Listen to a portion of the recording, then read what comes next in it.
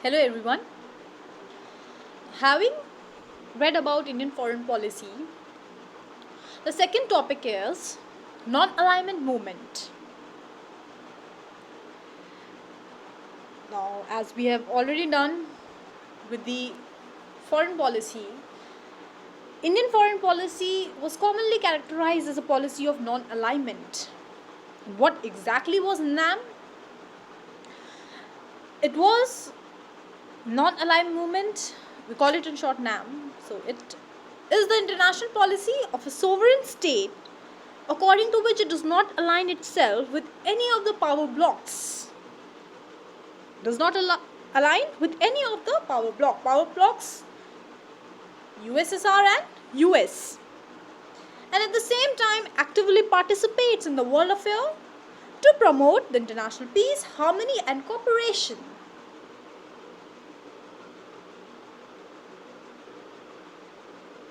So just after independence, Jawaharlal Nehru declared that India would pursue its own policy as a free country and not as a satellite of another country.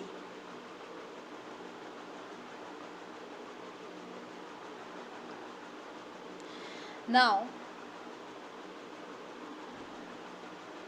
according to Nehru,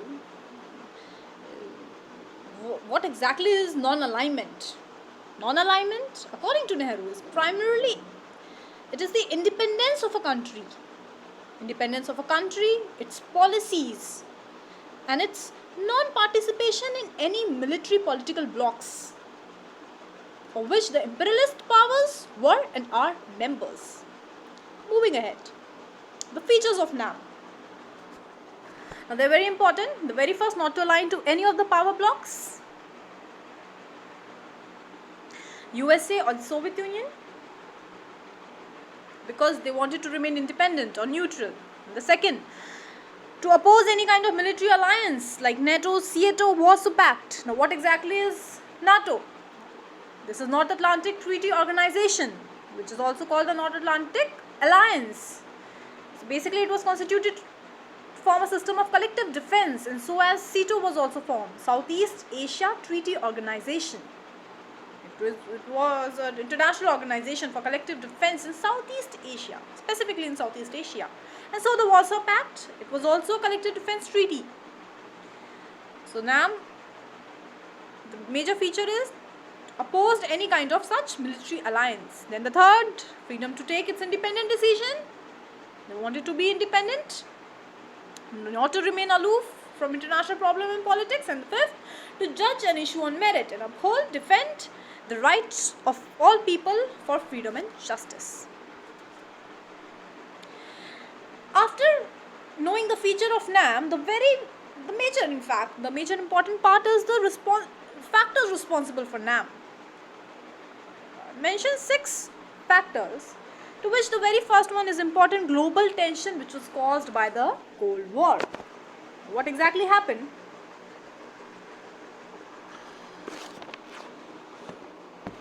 After Second World War happened the Cold War, and most of the newly independent countries of Asia and Africa, they realize that the division of the world into two power blocks, and it was not in their larger interest, and it might endanger the world peace.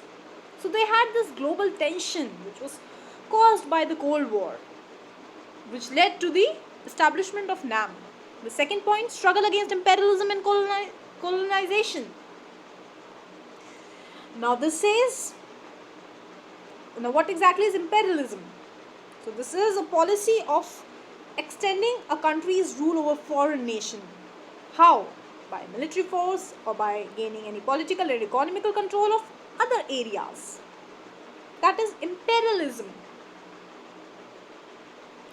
And colonialism.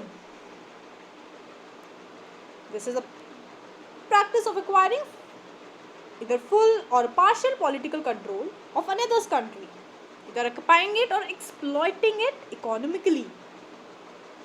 For example, England control over India.